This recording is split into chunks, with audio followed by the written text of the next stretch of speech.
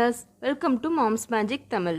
இன்றைக்கி நம்ம சேனலில் ரொம்பவே சூப்பரான ஹெல்த்தியான ஒரு பேபி ஃபுட் ரெசிபி தான் பார்க்க போகிறோம். இந்த ஃபுட்டை 8 months பேபிலேருந்து கொடுக்கலாம்.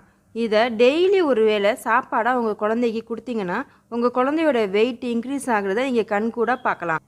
இந்த ஃபுட்டை நம்ம ராகி வச்சு தான் பண்ண போகிறோம். நிறைய பேர் ராகியில் பால் எடுத்து அதை அப்படியே காய்ச்சி ஃபுட்டாக கொடுப்பாங்க பேபிஸ்க்கு. ஆனால் அதை செய்கிறதுக்கு ரொம்ப டைம் ஆகும். டெய்லி ராகியை ஊற வச்சு அதுலேருந்து பால் எடுத்து களியாக கிண்டி பேபிஸ்க்கு கொடுப்பாங்க. அதை செய்கிறதுக்கு எப்படியும் ஒரு 30 to 40 minutes ஆகும்.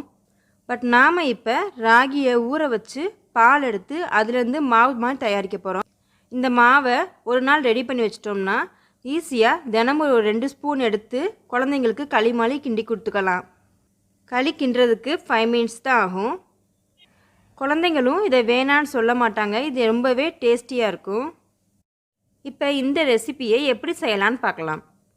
இந்த ராகி பால் மாவு செய்கிறதுக்கு இப்போ நான் 1/2 கிலோ ராகி எடுத்திருக்கேன்.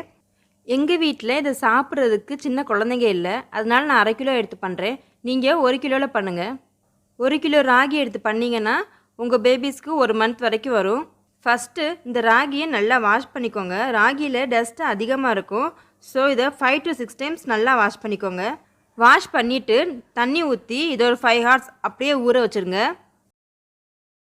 ராகி நல்லா ஊறினதும் ஒரு மிக்ஸி ஜாரில் மாற்றி அதை அரைச்சிடுங்க. எல்லாத்தையும் மொத்தமாக போட்டு அரைக்க முடியாதுங்கிறதுனால நான் 2 தடவை போட்டு அரைக்கிறேன். இதை அரைக்கிறப்ப ரொம்பவே தண்ணி கம்மியாக ஊற்றிக்கோங்க. அதிகமாக தண்ணி ஊற்றுனீங்கன்னா ராகி நல்லா அரைப்படாது. அதனால் தண்ணியே கம்மியாகவே ஊற்றிக்கோங்க. ஒரு தடவை அரைக்கிறதுக்கு ஒரு டம்ளர் தண்ணி ஊற்றி அரைங்க போதும். நல்லா ஃபைனாக அரைச்சிக்கோங்க. அரைச்சிட்டு அதுக்கப்புறமா கூட நம்ம தண்ணியை ஆட் பண்ணிக்கலாம். இப்போ நம்ம அரைச்சி வச்சுருக்க ராகியில் கொஞ்சம் தண்ணி ஆட் பண்ணி இதுலேருந்து பால் எடுத்துக்குவோம். ஒரு தடவை பால் எடுத்துகிட்டு இன்னும் கொஞ்சம் தண்ணி ஊற்றி மறுபடியும் பால் எடுத்துக்கோங்க. அப்போ தான் இந்த ராகியில் இருக்க பால் ஃபுல்லாக நமக்கு கிடைக்கும். முடிஞ்ச வரைக்கும் நல்லா பிழிஞ்சு ராகிலேருந்து பால் எடுத்துக்கோங்க. நான் பால் எடுக்கிறதுக்கு இந்த மாதிரி பை தச்சு யூஸ் பண்ணுறேன். இதை யூஸ் பண்ணால் நல்லா பால் எடுக்க முடியும். நீங்களும் இந்த மாதிரி தச்சு யூஸ் பண்ணலாம், இல்லைனா வடியில் கூட பால் எடுத்துக்கலாம். ஆனால் வடியில் பால் இருக்கிறத விட இந்த மாதிரி தச்சு யூஸ் பண்ணிங்கன்னா பால் நல்லாவே வரும். எடுத்த பாலை அப்படியே கொஞ்சம் நேரம் வச்சுருங்க.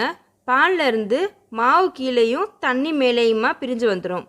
இப்போ மேலே இருக்கிற தெளிஞ்ச தண்ணியை முடிஞ்ச வரை கலக்காமல் ஒரு ஸ்பூனை வச்சு எடுங்க. அடுத்து இந்த மாதிரி ஒரு துணிப்பை எடுத்துக்கோங்க.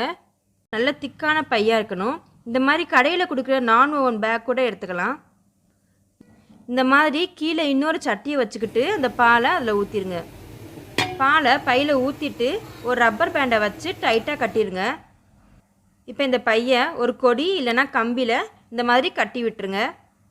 ஒரு 8 to 10 hours அப்படியே அதை விட்டுருங்க. 8 hours கழித்து இதை ஓப்பன் பண்ணி பார்க்கலாம். நைட்டு கட்டி வச்சுட்டு காலையில் கூட எடுக்கலாம். இதிலிருந்து தண்ணி சொட்டிகிட்டே இருக்கும். அதனால் தரையில் இந்த மாதிரி ஏதாச்சும் வெசல்ஸ் வச்சுக்கோங்க. தண்ணி அந்த வெசலில் விழுந்துடும். இப்போ நான் அதை கட்டி விட்டு 30 minutes ஆயிடுச்சு. ஆரம்பத்தில் ஒயிட் கலரில் பால் மாதிரி ட்ராப்ஸ் விழுந்துச்சு. இப்போ மாவு கொஞ்சம் பையில் செட்டில் ஆகிட்டனால தண்ணி மட்டும் வெளியே வருது. இந்த வாட்டரோட கலரை பார்த்தாலே உங்களுக்கு தெரியும். அதை நைட்டு வச்சேன். இப்போ மார்னிங் இதை ஓப்பன் பண்ணி பார்க்குறேன். பாருங்கள், இது கொஞ்சம் ஈரப்பதமாக இருக்குது. ஆனால் தண்ணி நல்லா வத்திடுச்சு.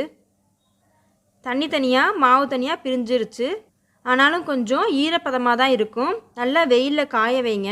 இதை நல்லா தட்டு ஃபுல்லாக தின்னாக ஸ்ப்ரெட் பண்ணிக்கோங்க. இப்போ இதை ஒரு 1 hour வெயிலில் நல்லா வச்சு எடுக்கணும். 1 hour கழித்து பார்ப்போம்.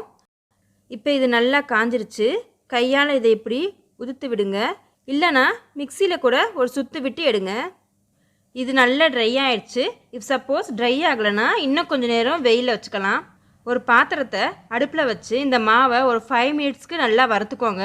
ஸ்லோ ஃப்ளேம்லேயே தான் வறுக்கணும். சிம்லேயே வச்சு ஒரு 5 minutesக்கு வறுத்தா போதும். அவ்வளோதான், மாவு ரெடி ஆயிடுச்சு. இதை ஒரு ஏர் டைட்டான பாக்ஸில் போட்டு வச்சுக்கோங்க. கெட்டு போகாமல் இருக்கும். இப்போ இந்த மாவுலேருந்து எப்படி களி செய்யலான்னு பார்க்கலாம். ஃபஸ்ட்டு இந்த மாதிரி ஒரு துண்டு வெல்லம் எடுத்து தண்ணியில் ஊற வச்சுக்கோங்க. வெல்லம் இல்லைன்னா நாட்டு சக்கரை, பனங்கற்கண்டு கூட யூஸ் பண்ணிக்கலாம். அப்புறம் நம்ம செஞ்ச மாவுலேருந்து ஒரு 2 ஸ்பூன் எடுத்து ஒரு டம்ளர் தண்ணி ஊற்றி கலக்கிக்கோங்க. இப்போ இதை ஸ்டவ்வில் சிம்மில் வச்சே காய்ச்சுங்க. தண்ணி கொஞ்சம் வத்துனதும் அதில் நம்ம வச்சுருக்க வெல்லத்தோட தண்ணியை சேர்த்துக்கோங்க. ஒரு 3 செகண்ட்ஸ் கழித்து அதில் ஒரு அரை டம்ளர் பால் ஊற்றுங்க. கொஞ்ச நேரம் இந்த மாதிரி கிண்டிகிட்டே இருங்க.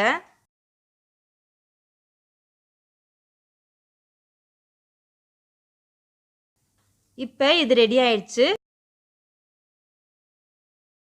ஒரு பவுலில் மாற்றிடுங்க. வாவ்! இப்போ டேஸ்டியான ராகி களி ரெடி ஆயிடுச்சு. இது செர்லாக்கை விட டேஸ்டியாக இருக்கும். பேபிஸ் விரும்பி சாப்பிடுவாங்க. டெய்லி ஒரு வேளை சாப்பாடாக கொடுங்க. நல்ல ஆரோக்கியமான உணவு. வெயிட் நல்லா இன்க்ரீஸ் ஆகும். உங்கள் பேபிஸ் கொழு கொழுன்னு ஆயிடுவாங்க. ட்ரை பண்ணி பாருங்கள். இந்த வீடியோவில் ஏதாச்சும் டவுட்ஸ் இருந்துச்சுன்னா கமெண்ட்டில் கேளுங்க. நான் உங்களுக்கு ஃபாஸ்ட்டாக ரிப்ளை பண்ணிடுவேன்.